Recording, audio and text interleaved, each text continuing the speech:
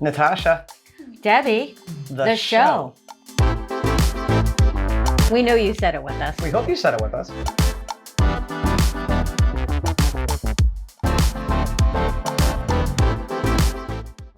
Hello, everyone. Welcome to the Natasha and Debbie show. Minus Natasha. She'll be back on Sunday. So guess what? It's the Debbie show today. And for the Debbie show, please hit that like button and also consider subscribing. It's completely free. Don't be scared of the buttons. They're not going to hurt you. Eurovision. What is it? We don't have it here in America. I don't know what it is. I've heard a bit or two about it, but no idea. Natasha did the video last year on her own. I wasn't here for it. So today, I get to take a look at Eurovision. The one I'm going to look at today, it's been watched by a lot of people. But I hear it's the best one to watch. It gives a lot of information as to what it is, because I have absolutely no clue what it is other than it has to do with singing. And today, I'm going to get to learn on my own what Eurovision is about. Now, Natasha sent me a message about this year's Eurovision. I'm going to read that to you here. Here it is. She says, Delta Goodrum should have won, but she did in my heart, Australia. Now, that name sounds very familiar. I know she did a Patreon music reaction to a song by Delta Goodrum. So that's going to be interesting to learn more about what Eurovision actually is. Maybe that's where I have no idea. Let's get into this video so I can learn what Eurovision's finally about. The Eurovision Song Contest is a competition where various European, and sometimes not European, countries enter an original song, and then all of the countries vote for the best one, and frankly, it's quite wild.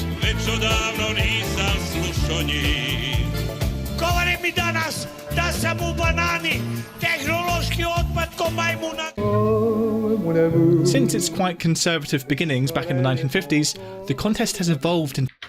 Wait a minute, this has been around since the 1950s?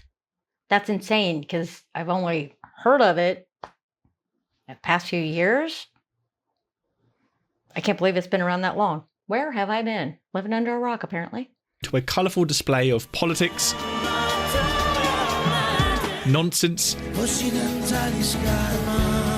and actually also sometimes people actually sing to people in costumes. Some pretty good music. So, particularly for the benefit of my mostly non-European viewers, let me introduce you to the weird and wonderful world of the Eurovision Song Contest. Now, particularly in recent decades, the contest has become known for its more eccentric performances. Some just a little quirky,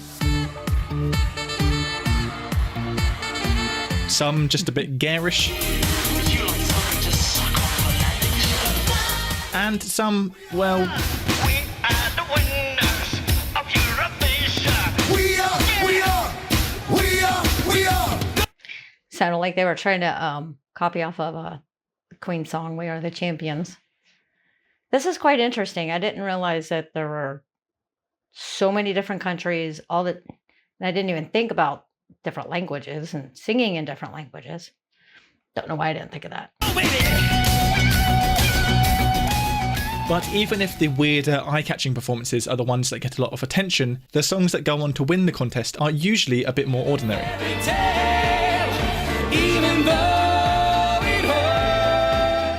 Perhaps the most unusual act to ever win the contest was the Finnish hard rock group Lordi in the year 2006.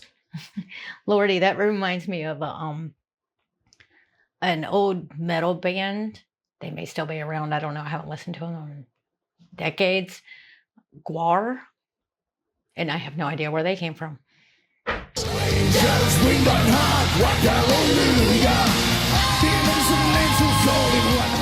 And I'm not saying they were unusual just because of their demonic costumes. Lordi winning the contest was also unusual because they were playing rock music. Rock songs rarely make an appearance at Eurovision, let alone win. The only other rock song that's won the contest was Zitti I Buoni by Italian band Maneskin in 2021.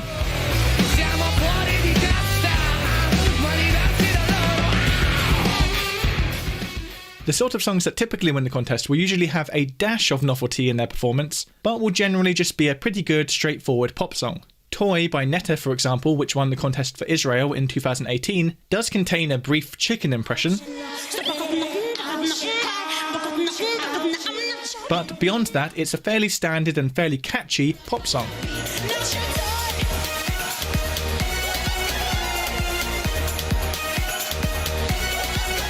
And also, side note, if you're thinking right now, that song sounds a lot like Seven Nation Army by the White Stripes, well, you're not alone. Universal Records also spotted the likeness, and after threatening legal action, Jack White was credited on the song. So, in a roundabout way, the White Stripes kind of co-wrote a Eurovision winning song. Nowadays, most Eurovision entries, including most winning songs, will tend to be sung in the English language, regardless of which country they're actually representing. But this is a fairly modern trend. For the first couple decades of the contest, every winning song was actually sung in the country's native language.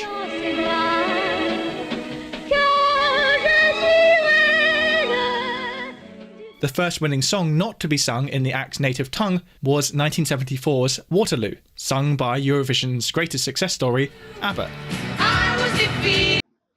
ABBA. I love ABBA.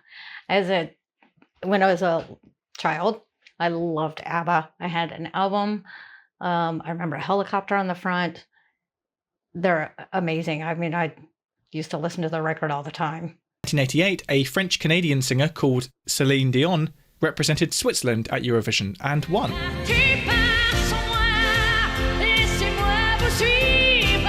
had no idea. Celine Dion was already well known in her home country of Canada as a French language singer, but it wasn't until after winning Eurovision that she started releasing English language music and became the global megastar that she is today. Another now household name to appear at Eurovision before they had quite made it is Olivia Newton-John, who represented the UK in 1974. No way. That's insane. I had no idea that these singers became popular from Eurovision. Zero. Long, long live love. Much like with Celine Dion, in 1974, Olivia Newton-John was an established singer, but it would still be 4 years before she shot to global fame and starred in the film Grease. Now, if you're thinking, wait, how did Canadian Celine Dion represent Switzerland? Well, a Eurovision contestant doesn't have to be from the country that they are representing. For example, American rapper Flo Rida represented San Marino in 2021, alongside Italian singer Senhit. Flo Rida is one of many established artists who made an appearance at Eurovision. Although the song they perform at the contest must be a brand new composition, the performer doesn't have to be some little known or unknown artist. Many already very well established artists have appeared at Eurovision, including Cliff Richard, who represented the UK in 1968 and 1973. Congratulations and jubilations, I won the world. And Katrina and the Waves, who are known for their 1980s hit Walking on Sunshine, who won Eurovision for the UK in 1997.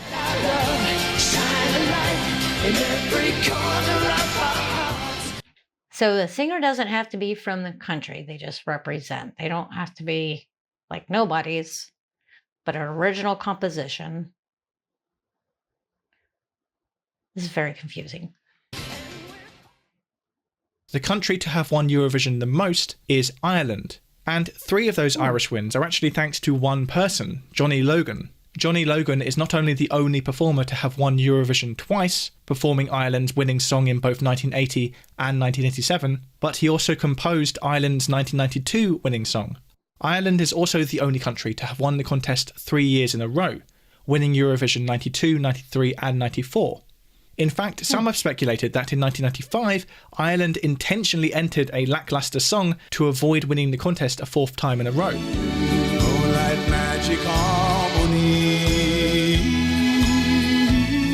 But why would a country not want to win Eurovision? Well, because the winning country has to host the next year's contest. And hosting Eurovision can be a very expensive thing to do. Many speculate that some of the more dreadful acts that have been put forward to Eurovision over the years were intentionally bad because the country didn't want to risk winning and therefore having to host the contest.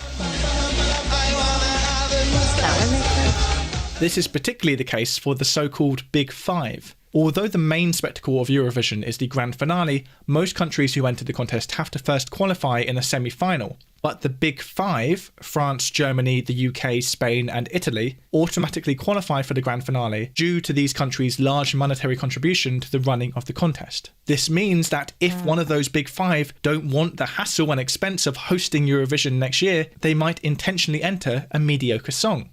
Now, the system by which countries are voted for has changed over the years, but is generally some sort of mix of a professional jury and votes from the general public. The rules and structure of Eurovision have changed many times during the contest's almost 70-year history. An interesting example of the rules having to change actually was after the 1969 Eurovision, where 4 different countries, the UK, Spain, the Netherlands and France, all won the contest. They were all joint winners I was just going to ask what happens if there's a tie. of Eurovision. This is because they all scored the same amount of points and no tiebreaker rule had been introduced to the contest yet. Needless to say, the next year a tiebreaker rule was introduced. Now, getting over 30 different countries to all compete against each other in a song contest is going to result in some politics. Of course, it's well known that certain countries will always vote favourably for their close allies. For example, Greece and Cyprus always vote for each other, and the UK and Ireland often swap votes. But more notably, in years where Eurovision takes place against more politically charged world events, you can often see those events reflected in the voting. For example, last year, Ukraine won Eurovision. And although their song was good, and Ukraine have won the contest before, it's probably not a coincidence that they won in the year 2022. Likewise, the first Eurovision Song Contest that took place after Brexit had completed, which was 2021, the UK scored the dreaded nil points. And the United Kingdom gets from the public 0 points. Of course, it can be hard to tell conclusively how much politics is really influencing the voting. Maybe the UK's entry that year just wasn't very good. Sometimes I know my fire burns low, but as long as you're with me. For example, when the UK got nil points in 2003, some cited the UK's recent and controversial joint invasion of Iraq as the reason that the UK had received no points. But also that year, the UK's entry did sound like this.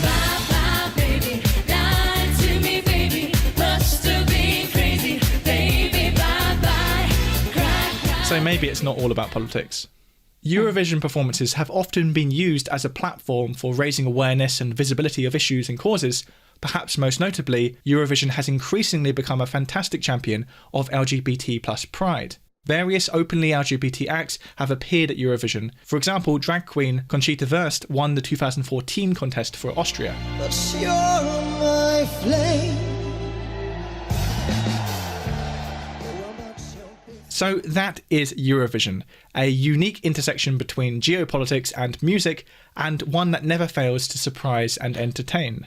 Of course, after winning last year's contest, by all rights Ukraine should be hosting the competition this year, but due to the current situation, last year's runner-up, the UK, is hosting it instead, and it's actually happening next week in Liverpool. That makes sense that Ukraine was not